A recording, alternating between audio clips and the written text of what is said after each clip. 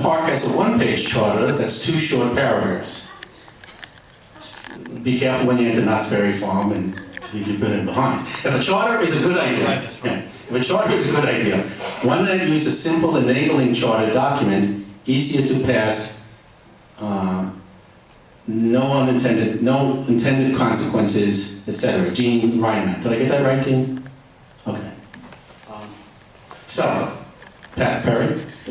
I'll take a stab at that. But first, disclose I haven't read Buena Park's charter, as short as it is. But I think the concern that I can see is one of the ones that we see with the 9-page proposed charter here. There are a lot of things that are unsaid that leaves the question, well, how do we handle this? Is that legal? Can the city do that by ordinance because it's now a charter city where it couldn't as a general law city? If you only have a 2-paragraph or a 2-page, very short charter, there's a lot more unsaid than if you have a 9-page charter.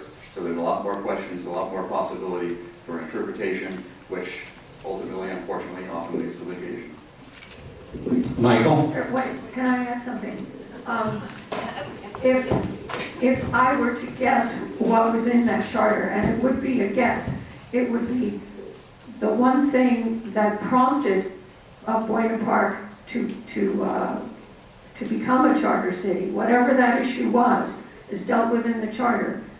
And then the rest of it says anything not otherwise specified in this charter is governed by the general law of the state of California.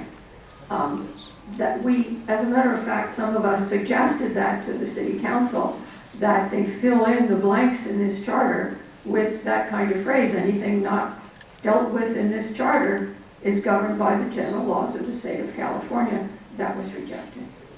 Mike, you want to add something? The beauty of the U.S., of the federal Constitution, and especially the 10th Amendment, specifically says that any power not designated in the Constitution is given either to the states or to the people. Did I get that right, Mr. Greenwald? And there is no such provision in the current draft of the city charter that I'm aware of that is a self-evident clause that says anything that we don't have in here goes to the people.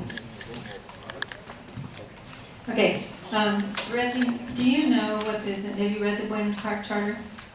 Yes. And do you know what it says? Does it say that there are protections under general law that are not in the Buena, that are not the specific issues?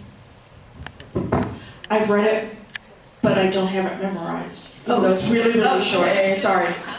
If I actually have it on my laptop, if you give me a few minutes, I can pull it up. Okay, we'll get back to that then. I'll clarify, if you've looked at the county charter, which you can look at online, the Orange County Charter covers 2-3 issues. That charter specifies, except for what is here, except for these 2-3 issues, we will follow general law. So there's an example where our county has chosen to continue to follow general law as it applies to county and only change those specific things that they found to be problematic. And that's it, unless the charter specifically enumerates that rights are protected under general law, then they're not. So we'll get back to Reggie. Okay.